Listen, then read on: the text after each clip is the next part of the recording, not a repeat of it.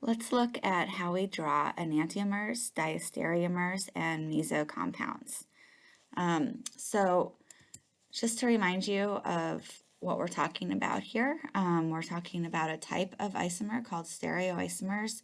There's two different types. There's enantiomers, which are the mirror images of stereoisomers, and then that can't be superimposed, and then the diastereomers that are just a different type of stereoisomer. They're not mirror images. They're kind of everything else. So also probably as a reminder, when we represent molecules in 3D, we use wedges and dashes where the wedges are shown going towards you or mean that they're the substituent or atom or group is coming towards you.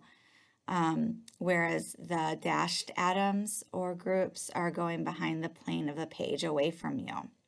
Oftentimes, if you have a hydrogen, we just won't show the hydrogen. You need to assume that if one of those groups is coming towards you, this carbon is tetrahedral, and so the hydrogen will then be going away from you. So down here are a couple of examples of how we might use wedges and dashes and when we don't. Typically, we will see them if you have like a zigzag, whether it's a cycloalkane zigzag or a straight chain alkane. You'll use the wedges and dashes to show those tetrahedral carbons. An alkene, double bond, isn't tetrahedral, and so you can just say that those sp2 hybridized carbons, you can just simply draw them in the plane of the page. Very occasionally, you'll see wedges and dashes, but there's really no reason to do that because trigonal planar carbons are flat, so you can just draw them all on the plane of the page and not coming towards you or away. You'll never use wedges and dashes on a cycloalkane like a chair because the wedge and dash show that they're going forward and away from you, but we already have the cycloalkane doing that. And so the axial and equatorial carbons are in the plane of the page. Right, so in drawing enantiomers and diastereomers, let's consider, for example, 2-bromo-3-chlorobutane. And this molecule has two different stereocenters. And so one of the things that we could do is figure out the maximum number of stereoisomers that 2-bromo-3-chlorobutane can have. And that would be 4. It's 2 to the n. And so each stereoisomer differs in the configuration of one or both of the stereocenters, if you look at these 4 different examples here. So we have RR, SS, RS, and SR. The defining characteristic of enantiomers is that they have the opposite configuration at every chirality center. So the RR and SS stereoisomers are enantiomers, as are the RS and SR enantiomers. So the RR and RS pair, going vertically, are not enantiomers because they do not have this opposite configuration at every chirality center. But they're also not identical because the configuration of all of the chirality centers isn't the same.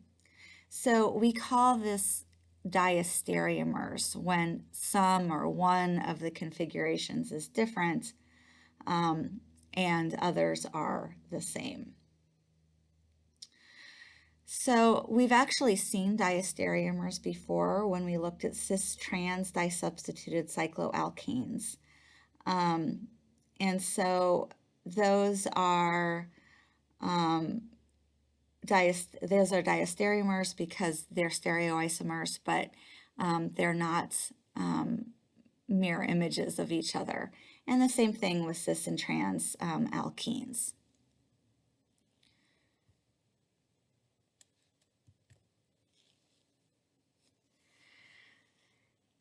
So we have seen that compounds with only one chirality center are asymmetric and are always chiral.